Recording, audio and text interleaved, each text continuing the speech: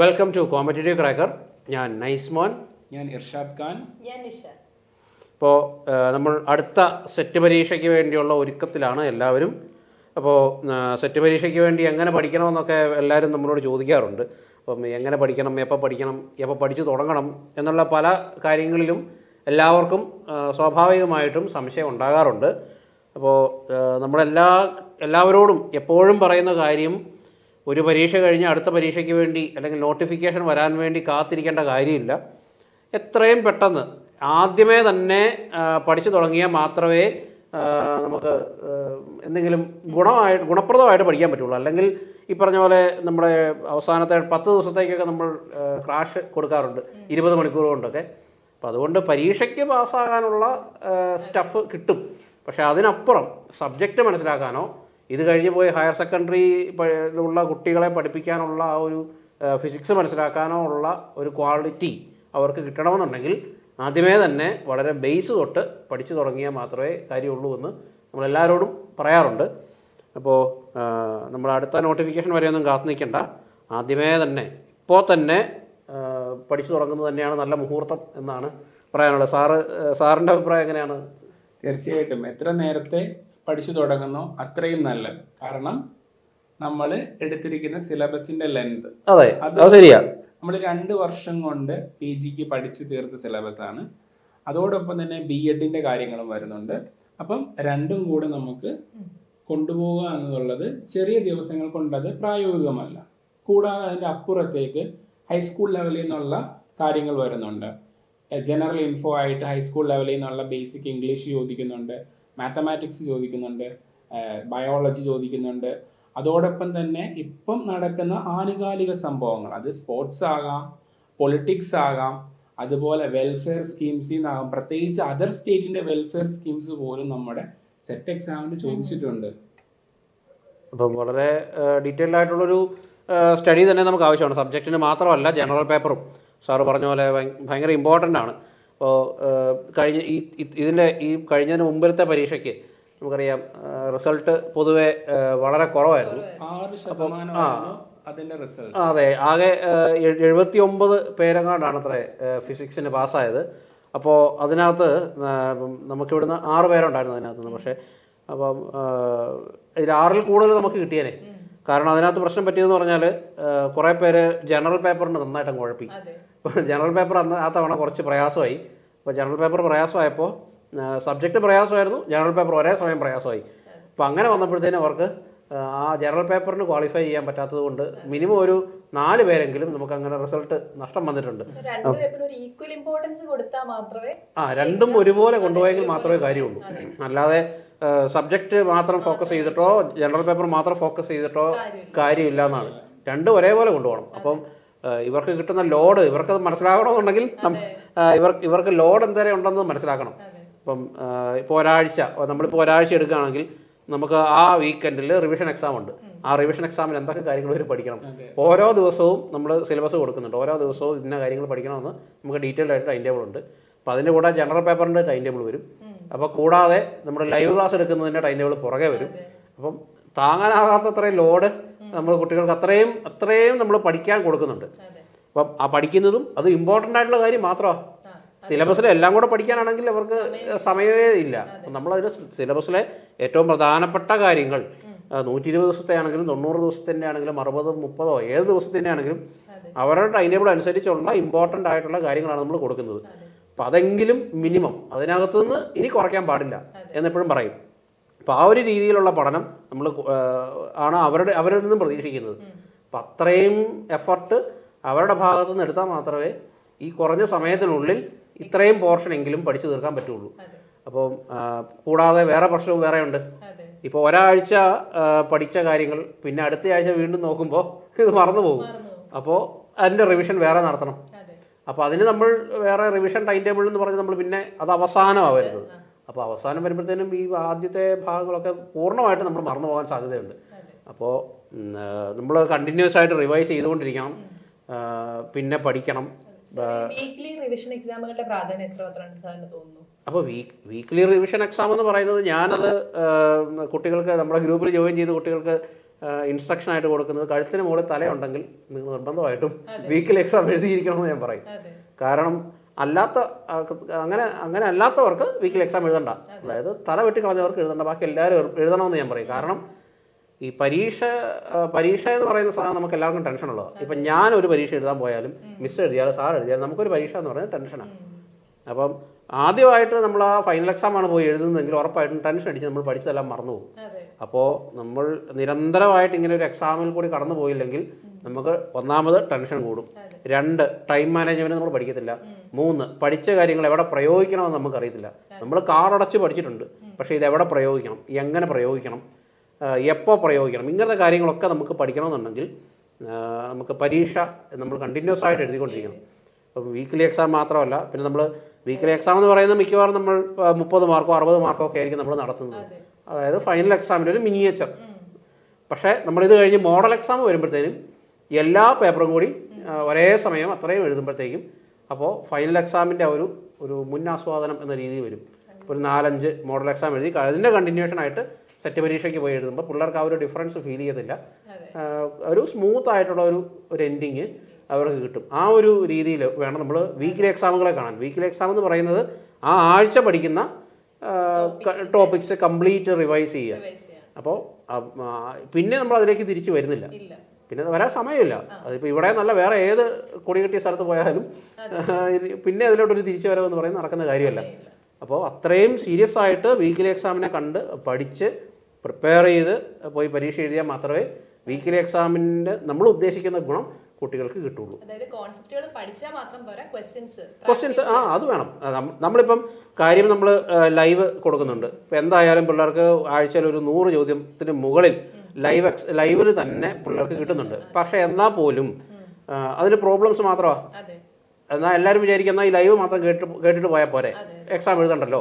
പക്ഷെ എന്നാലും എക്സാമിൻ്റെ ഒരു അറ്റ്മോസ്ഫിയർ കുട്ടികൾക്ക് മനസ്സിലാവണമെന്നുണ്ടെങ്കിൽ അവർ തീർച്ചയായും ഈ എക്സാമിൽ കൂടി കടന്നുപോയി.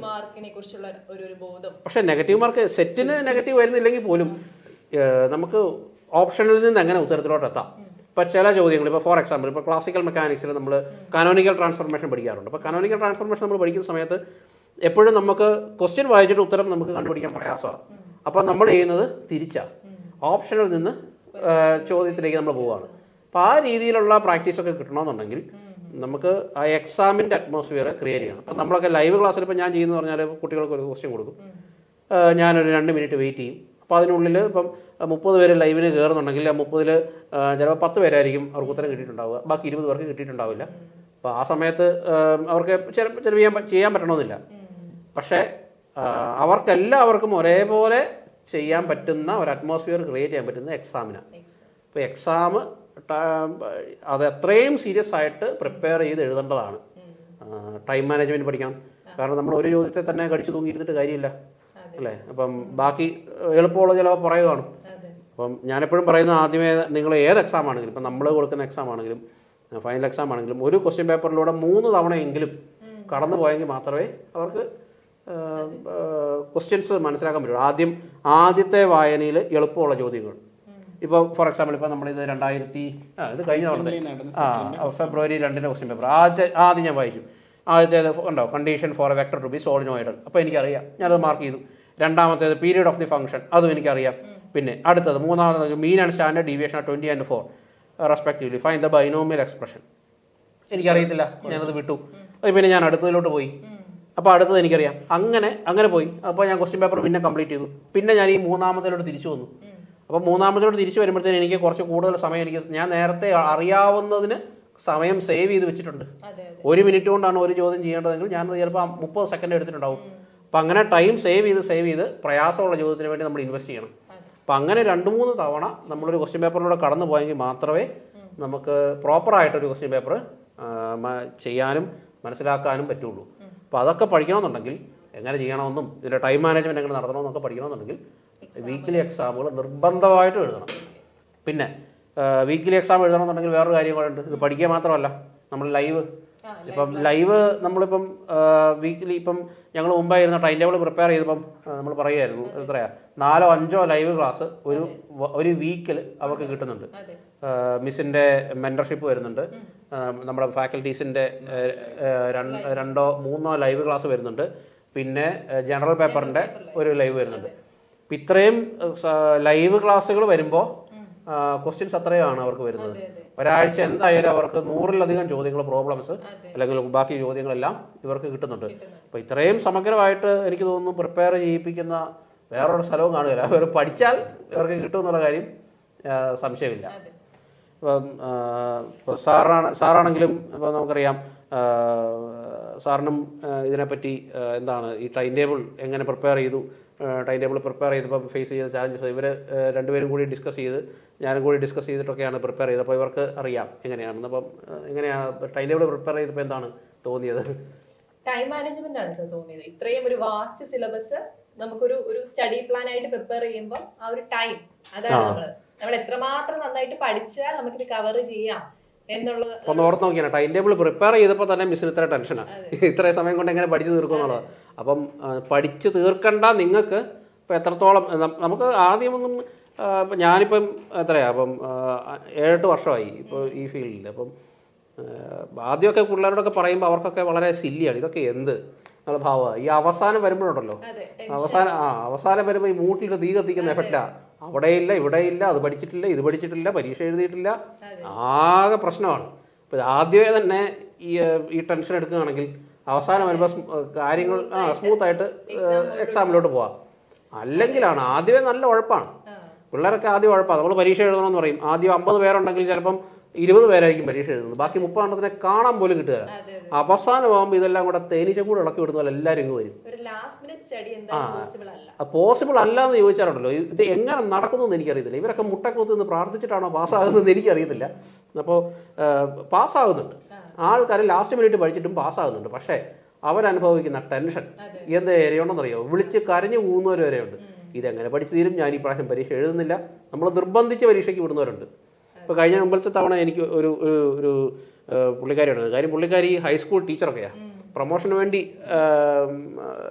ഈ സെറ്റ് എഴുതാൻ വന്നതാണ്.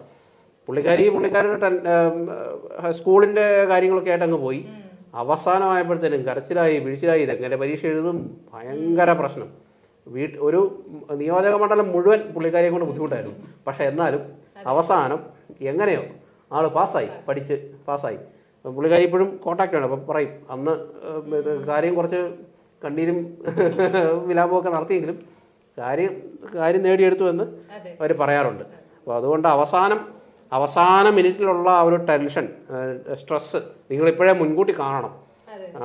അല്ലെങ്കിൽ കാര്യങ്ങൾ ഭയങ്കര പാടാണ്, നമ്മൾ വിചാരിക്കുന്ന പോലല്ല. ഇത്രയും ഫോർമുലാസ് ഒക്കെ എങ്ങനെ പഠിച്ചെടുക്കും? അനുദിനം അതിന്റെ കാഠിന്യം കൂടിക്കൊണ്ടിരിക്കും. അതെ. ഇപ്പം ഈ ക്വസ്റ്റ്യൻ പേപ്പർ തന്നെയാണെങ്കിലും നമ്മൾ നോക്കുവാണെങ്കിൽ 4ാമത്തെ ക്വസ്റ്റ്യൻ, ഇപ്പം ലാസ്റ്റ് നടന്ന ക്വസ്റ്റ്യൻ പേപ്പറിലെ വേർഷൻ എയിലെ 4ാമത്തെ ക്വസ്റ്റ്യൻ ആണ്.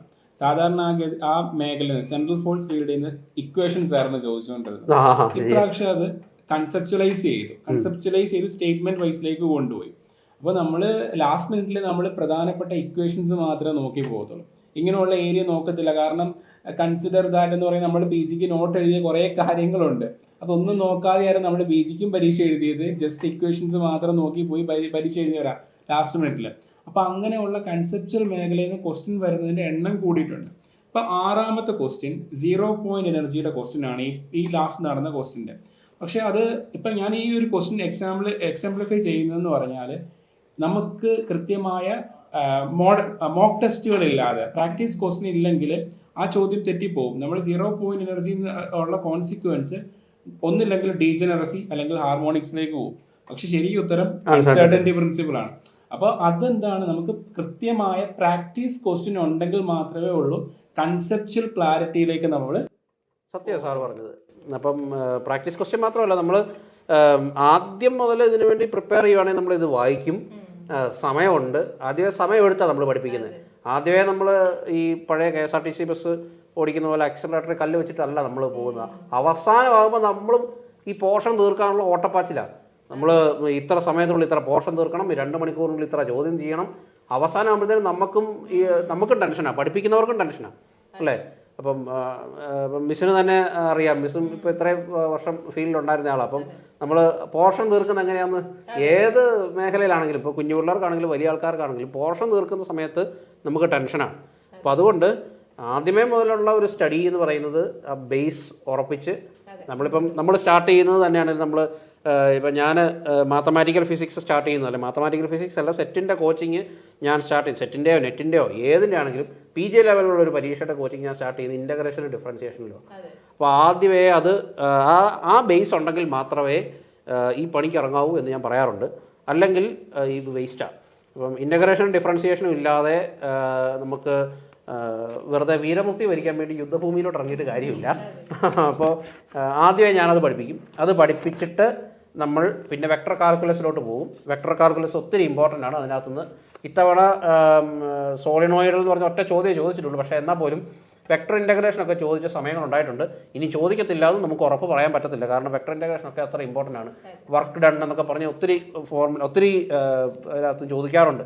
പിന്നെ നമ്മൾ ലീനിയർ ഓൾജിബ്ര ഇത്തവണ ചോദിച്ചിട്ടുണ്ട്, എല്ലാ തവണ ചോദിക്കാറുണ്ട്. ഒരു ചോദ്യം മിനിമം അതിനകത്തുണ്ടാകും. ഡിറ്റർമിനൻ്റ്, മെട്രിക്സസ്, അതിൻ്റെ പ്രോപ്പർട്ടീസ് വെച്ചിട്ട് ഒരു ചോദ്യം ഉണ്ടാവും. പിന്നെ ആ മെട്രിക്സുമായിട്ട് ബന്ധപ്പെട്ട eigen value, eigen vector calculate ചെയ്യാനായിട്ട്. പിന്നെ നമ്മുടെ ഡിഫറൻഷ്യൽ ഇക്വേഷൻ സത്യം പറഞ്ഞാൽ സെറ്റിന് അങ്ങനെ ചോദിച്ച് കാണാറില്ല ഡിഫറൻഷ്യൽ ഇക്വേഷൻ. പക്ഷേ എന്നാലും നമ്മൾ ഡിഫറൻഷ്യൽ ഇക്വേഷൻ ഒരു PG ലെവൽ പഠിക്കുന്ന ഒരു കുട്ടി നിർബന്ധമായിട്ടും അറിഞ്ഞിരിക്കേണ്ട ഒരു കാര്യമാണ്. അപ്പോൾ അതും നമ്മൾ ഡിസ്കസ് ചെയ്യുന്നുണ്ട്. പിന്നെ ഫോറിയർ സീരീസ് നമുക്കറിയാം എല്ലാ തവണയും ചോദിക്കുന്നതാണ്. പിന്നെ ഫോറിയർ ട്രാൻസ്ഫോം, ലാപ്ലേസ് ട്രാൻസ്ഫോം, അതൊക്കെ പഠിക്കണമെന്നുണ്ടെങ്കിൽ ഇൻ്റഗ്രേഷൻ ബേസ് വേണം. അതും നമ്മൾ പഠിപ്പിക്കുന്നുണ്ട്. പിന്നെ കോംപ്ലക്സ് അനാലിസിസ് ഏറ്റവും ഇമ്പോർട്ടൻ്റ് ആണ് മാത്തമാറ്റിക്കൽ ഫിസിക്സിൽ കോംപ്ലക്സ് ഇൻ്റഗ്രേഷൻ. അതില്ലാതെ ഒരു വർഷത്തെയും പരീക്ഷ ഇല്ല. അപ്പോൾ അത് ഇമ്പോർട്ടൻ്റ് ആണ്. അത്രയുമാണ് മാത്തമാറ്റിക്കൽ ഫിസിക്സിൽ നമുക്ക് കോറായിട്ട് വേണ്ടത്.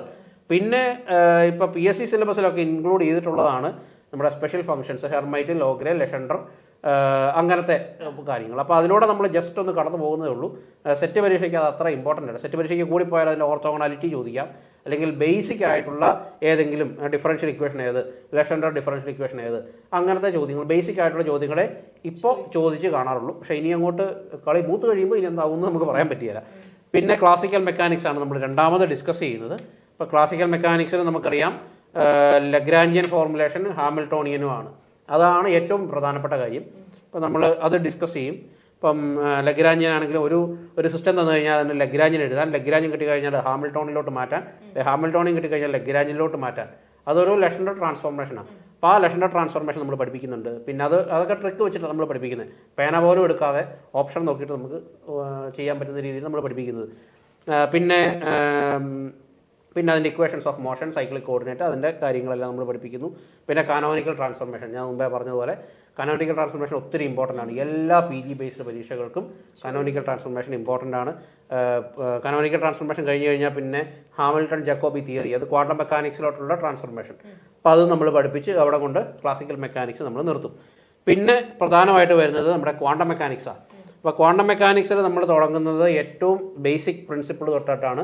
നമ്മുടെ ഡി ബ്രോഗ്ലി വേവ് ലെങ്ത് തൊട്ടിട്ട് നമ്മൾ സ്റ്റാർട്ട് ചെയ്യുന്നത്. ഇപ്പോൾ ഡി ബ്രോഗ്ലി വേവ് ലെങ്ത് പഠിച്ച്, ഫോട്ടോ ഇലക്ട്രിക് എഫക്റ്റ് പഠിച്ച്, കോംപ്റ്റൺ എഫക്റ്റ് പഠിച്ച്, പിന്നെ വേവ് ഫംഗ്ഷൻ ഇൻട്രൊഡ്യൂസ് ചെയ്ത് വേവ് ഫംഗ്ഷൻ്റെ പ്രോപ്പർട്ടീസ് പഠിച്ച്, നോർമലൈസേഷൻ, പ്രോബബിലിറ്റി, അങ്ങനത്തെ എല്ലാ കാര്യങ്ങളും പഠിച്ച്, one dimensional box, linear harmonic ഓസിലേറ്ററിൻ്റെ സർവ പ്രോപ്പർട്ടീസ്, പിന്നെ നമ്മൾ പതിയെ അങ്ങനെ ചെയ്ത് പിന്നെ നമ്മൾ ഐഡൻറ്റിക്കൽ പാർട്ടിക്കിൾസ് പഠിക്കും. ഐഡൻറ്റിക്കൽ പാർട്ടിക്കിൾസിനകത്ത് 2 dimensional box, 3 dimensional box, linear harmonic oscillator anharmonic, 2 ഡയമെൻഷനിൽ, 3 ഡയമെൻഷനിൽ, അങ്ങനെ അതെല്ലാം പഠിച്ച്, പിന്നെ ആംഗുലാർ മൊമെൻ്റ് ആൾജിബ്ര എന്ന് പറയുന്നത് നെറ്റിനും ഇപ്പം നമ്മൾ സത്യം പറഞ്ഞാൽ ഇവിടെ സെറ്റ് പഠിക്കുന്ന ഒരാൾക്ക് നമ്മൾ കൊടുക്കുന്ന കോച്ചിങ് എന്ന് പറയുന്നത് നെറ്റിൻ്റെ B പാർട്ട് ലെവലിലുള്ള കോച്ചിങ്ങാണ് നമ്മൾ കൊടുക്കുന്നത്. അപ്പോൾ നമ്മൾ ആംഗുലാർ മൊമെൻ്റ് ആൾജിബ്ര ഒക്കെ ആ ലെവലിലുള്ള ക്വസ്റ്റ്യൻസ് നമ്മൾ അവരെ കൊണ്ട് ചെയ്യിപ്പിക്കാറുണ്ട്.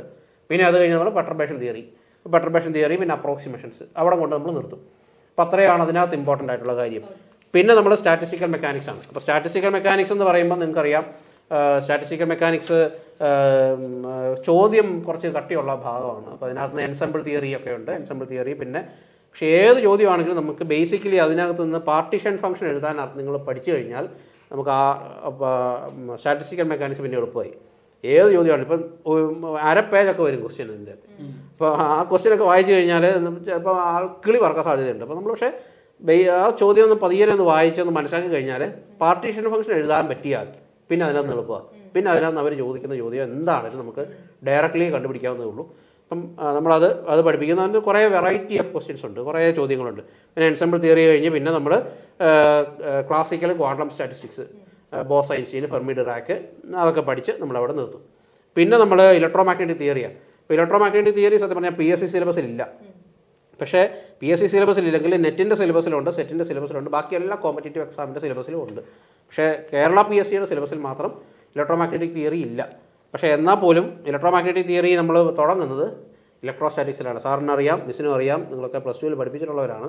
അപ്പം ഇലക്ട്രോസ്റ്റാറ്റിക്സിലാണ് നമ്മൾ കൂളംസ് ലോ, ഗോസസ് ലോയിൽ നമ്മൾ തുടങ്ങും. ഗോസസ് ലോയിൽ തുടങ്ങി കൂളംസ് ലോ പഠിപ്പിച്ച് ബാക്കി എല്ലാ ഷേപ്പ് ഓറിയൻറ്റേഷൻസൊക്കെ പഠിപ്പിച്ച് നമ്മൾ അങ്ങനെ അങ്ങ് പോവുക ചെയ്യുന്നത്. അപ്പം പിന്നെ അത് കഴിഞ്ഞ് മാഗ്നറ്റോസ്റ്റാറ്റിക്സ് ഡിസ്കസ് ചെയ്യും, മാക്സ്വെൽസ് ഇക്വേഷൻസ്, ബൗണ്ടറി കണ്ടീഷൻസ് ഒക്കെ ഡിസ്കസ് ചെയ്ത് പിന്നെ നമ്മൾ ട്രാൻസ്മിഷൻ ലൈൻസ്, വേവ് ഗൈഡൊക്കെ ഡിസ്കസ് ചെയ്ത് നമ്മൾ നിർത്തും. പിന്നെ ഈ അറ്റോമിക് ആൻഡ് മോളിക്കുലർ ഫിസിക്സ് ഒക്കെ സ്പെക്ട്രോസ്കോപ്പി ഒക്കെ അതിനകത്തുനിന്ന് ഇമ്പോർട്ടൻ്റ് ആയിട്ട് വരുന്നത്. അപ്പോൾ selection rule, Franck Condon principle, Born Oppenheimer approximation, അതൊക്കെ നമ്മൾ പഠിപ്പിക്കും. പിന്നെ ഇതിനകത്ത് കണ്ടോ ലേസർ കൊടുത്തിട്ടുണ്ട്. ലേസർ ഇപ്പം PSCയുടെ സിലബസിലുള്ളതുകൊണ്ട് ഇവരും ഇനിയും ചോദിക്കുന്നതാണ്. ഐൻസ്റ്റീൻസ് കോഎഫിഷ്യൻ്റ് ഒക്കെ ചോദ്യം വരും. പിന്നെ ന്യൂക്ലിയർ ആൻഡ് പാർട്ടിക്കൽ ഫിസിക്സ് സാറിൻ്റെ ഏരിയയാണ്, സാറിന് അറിയാം. ഇപ്പം ന്യൂക്ലിയർ പ്രോപ്പർട്ടീസാണ് ഏറ്റവും ബേസിക് ആയിട്ടുള്ള ന്യൂക്ലിയർ പ്രോപ്പർട്ടീസാണ് അതിനകത്ത് നിന്ന് ചോദിക്കുക. ഷേപ്പ്, സൈസ്, ഡെൻസിറ്റി, ആ കാര്യങ്ങളൊക്കെ ചോദിക്കും. പിന്നെ അത് കഴിഞ്ഞ് അതാണ് അതിനകത്ത് നിന്ന് ബേസിക്കലി ചോദിക്കുന്നത്. പിന്നെ അതിനകത്ത് നിന്ന് പിന്നെ ബാക്കിയുള്ള ഭാഗത്ത് നിന്ന് തിയറിപരമായിട്ട് വല്ലതും ചോദിച്ചാലായി. പിന്നെ അത് കഴിഞ്ഞ് ഏറ്റവും പ്രധാനപ്പെട്ടത് ഇതിനകത്തുനിന്ന് നമ്മുടെ പാർട്ടിക്കിൾ ഫിസിക്സ് ആണ്. അപ്പോൾ പാർട്ടിക്കിൾ ഫിസിക്സ് സർവ്വ ക്ലാസിഫിക്കേഷനും അറിഞ്ഞിരിക്കണം. അപ്പം ക്വാണ്ടം നമ്പറുകൾ, എല്ലാ ക്വാണ്ടം നമ്പറുകളും അറിഞ്ഞിരിക്കണം. CPT, charge parity, time reversal, cemeteries എല്ലാം അങ്ങനത്തെ കാര്യങ്ങളൊക്കെ നമ്മൾ കംപ്ലീറ്റ് മനസ്സിലാക്കിയിരുന്നാൽ മാത്രമേ പാർട്ടിക്കിൾ ഫിസിക്സിൽ നിന്ന് വരുന്നൊരു ചോദ്യം നമുക്ക് ആൻസർ ചെയ്യാൻ പറ്റുള്ളൂ. പിന്നെ കണ്ടൻസ്ഡ് മാറ്റർ, സോളിഡ് സ്റ്റേറ്റ്, അപ്പോൾ അത് ബ്രവൈസ് ലാറ്റിസ് തുടങ്ങി നമ്മൾ സൂപ്പർ കണ്ടക്ടിവിറ്റി വരെ നീളുന്ന വലിയൊരു സിലബസാണ്. അപ്പോൾ അത് നമ്മൾ പ്രധാനപ്പെട്ട ഭാഗങ്ങൾ മാത്രം നമ്മൾ ക്ലാസ്സിൽ കൊടുത്തിട്ടുണ്ട്. അത് മനസ്സിലാക്കാൻ വളരെ എളുപ്പമാണ്. പക്ഷേ അതിനകത്തുള്ള ചോദ്യങ്ങളെ വരാറുള്ളൂ. അത് കംപ്ലീറ്റ് മനസ്സിലാക്കാൻ. പിന്നെ ഇലക്ട്രോണിക്സ് ഡയോഡ് തുടങ്ങി ഓപ്പറേഷണൽ ആംപ്ലിഫയർ വരെയുള്ള ഭാഗങ്ങളാണ്. അപ്പം അതും ഡിജിറ്റലിൽ കുറച്ച് വരുന്നുണ്ട്, A to D, D2A converters. പിന്നെ opto electronic devices, solar cell, അങ്ങനത്തെ കുറച്ച് ഭാഗങ്ങൾ. പക്ഷേ ഇതിനകത്ത് ഏറ്റവും പ്രധാനപ്പെട്ടത് ഈ ഗേറ്റുകൾ, പിന്നെ ഡയോഡ്, അങ്ങനത്തെ ഭാഗങ്ങളിൽ നിന്നാണ് ഇവർ പ്രധാനമായിട്ട് ചോദിക്കുന്നത്. പിന്നെ ഓപ്പറേഷണൽ ആംപ്ലിഫയർ ചോദിക്കാറുണ്ട്. അപ്പം ഇൻ്റഗ്രേഷൻ്റെ, ഡിഫറൻഷിയേറ്ററിൻ്റെ ഒക്കെ സർക്യൂട്ട്, പിന്നെ ഫിൽറ്ററുകളുടെ സർക്യൂട്ട് വന്നിട്ട് എന്ത് തരം ഫിൽറ്ററാണ്, അങ്ങനത്തെ ചോദ്യങ്ങളൊക്കെ വരാറുണ്ട്. അതും ഇമ്പോർട്ടൻ്റ് ആണ്. ഇപ്പോൾ ഇത്രയാ ഈ ഫിസിക്സിൻ്റെ സിലബസ് എന്ന് പറയുന്നത്, പ്രധാനപ്പെട്ട കാര്യങ്ങൾ. ഇപ്പോൾ ഈ പ്രധാനപ്പെട്ട കാര്യങ്ങളൊക്കെ നമ്മൾ ആപ്പിൽ കൊടുത്തിട്ടുണ്ട്. പിന്നെ അതുപോലെ തന്നെ നമ്മൾ ലൈവ് ക്ലാസ്സുകളൊക്കെ ആയിട്ട് നമ്മൾ ഇതിൽ അധികം നമ്മൾ ഡിസ്കസ് ചെയ്യുന്നുണ്ട്. അപ്പോൾ ഈ സിലബസ് വായിക്കുമ്പം വളരെ എളുപ്പമാണ് അല്ലേ, കൊണ്ട് പറയാൻ എളുപ്പമാണെന്ന് എല്ലാവരും പറയുന്ന പോലെ. അപ്പം കാര്യത്തോട് അടുക്കുമ്പം പ്രയാസമായിട്ട് വരും. അപ്പം അതുകൊണ്ട് എത്രയും പെട്ടെന്ന് തന്നെ പഠിച്ചു തുടങ്ങുന്നതാണ് ഏറ്റവും നല്ലത്. അപ്പം മെൻറ്ററായിട്ടുള്ള മിസ്സിന് എന്താണ് മിസ്സിൻ്റെ കുട്ടികളോട് പറയാനുള്ളതെന്ന്? ഏറ്റവും ആദ്യം സാർ പറഞ്ഞ പോലെ ഏറ്റവും ഏർലിയസ്റ്റ് ആയിട്ട് നിങ്ങൾ പഠിച്ചു തുടങ്ങുക, അതാണ് ഏറ്റവും പറയാനുള്ള ഒരു കാര്യം. അപ്പൊ മാത്രമേ നമുക്ക് സമാധാനമായിട്ട് വളരെ ഡീറ്റെയിൽ ആയിട്ട് കാര്യങ്ങൾ പഠിക്കുക, ക്വസ്റ്റ്യൻസ് പ്രാക്ടീസ് ചെയ്യുക.